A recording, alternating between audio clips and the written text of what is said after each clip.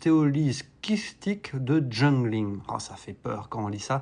C'est effectivement une façon peut-être un petit peu désuète, avec les jolis noms propres qui vont bien, de désigner l'atteinte osseuse et arthritique de la sarcoïdose. Alors vous le savez peut-être pas, mais la sarcoïdose, alors oui, on connaît les poumons, on connaît les atteintes des ganglions, les atteintes cutanées, mais ça peut aussi faire des atteintes osseuses très particulières et aussi des atteintes des extrémités, avec à la fois une acroostéolyse, une arthrite et des anomalies osseuses qui sont propres à la sarcoïdose et assez spécifiques. On va les voir ensemble. Bon, pour mieux voir, j'ai zoomé un petit peu l'image. Qu'est-ce qu'on voit? Alors premièrement, acroostéolyse, vu que le nom il est pas si mal, ça correspond à ce qui se passe là-haut. Vous voyez la dernière phalange là de l'index, phalange distale de l'index, elle est toute boulottée. Il en manque vraiment un bout, elle est toute pointue, ratatinée, raccourcie en longueur, et on devine que les tissus mous, l'ongle, la forme du doigt n'est pas normale. Ça, c'est une acroostéolyse, atteinte du bout des doigts, c'est ce que ça veut dire.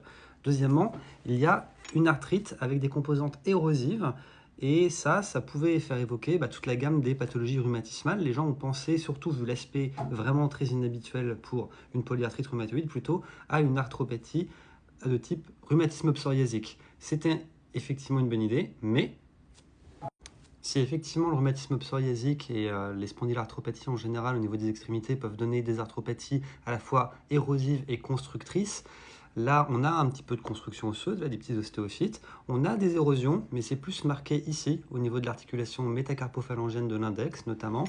Ça n'explique pas du tout l'acroostéolyse, ça n'explique pas non plus les déformations osseuses que l'on va voir en dernier. Ça, vous voyez, le trou là et le trou là, c'est caractéristique de l'atteinte osseuse de la sarcoïdose au niveau des doigts. C'est un élargissement des foramen nourriciers, un petit trou dans lequel passent les vaisseaux et qui sont boulottés à cet endroit-là par un granulome.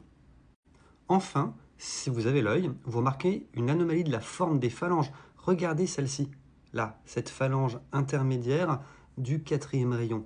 Tout est élargi, un peu en flacon d'Erlenmeyer, comme si le patient avait une sorte de dysplasie osseuse, et avec un aspect anormal de la trame osseuse, des espèces de petites formations kystiques claires et séparées de travées osseuses grossières. De façon plus prononcée, ça peut même prendre un aspect qu'on appelle en rayon de miel. Cette atteinte chez cette personne était vraiment marquée pour l'élargissement des foramen nourriciers et l'atteinte d'acroostéolyse, mais des fois ça domine vraiment sur une anomalie osseuse comme ça. Là, je vous ai mis un autre cas tiré de la littérature qui montre une atteinte caricaturale de cette fameuse ostéopathie de la sarcoïdose qui touche les phalanges, à la fois kystique avec un lacis qui fait un aspect dit de rayon de miel. Vous voyez là sur le second métacarpien et ici sur la phalange proximale du pouce. Vous remarquerez, si je me baisse un peu,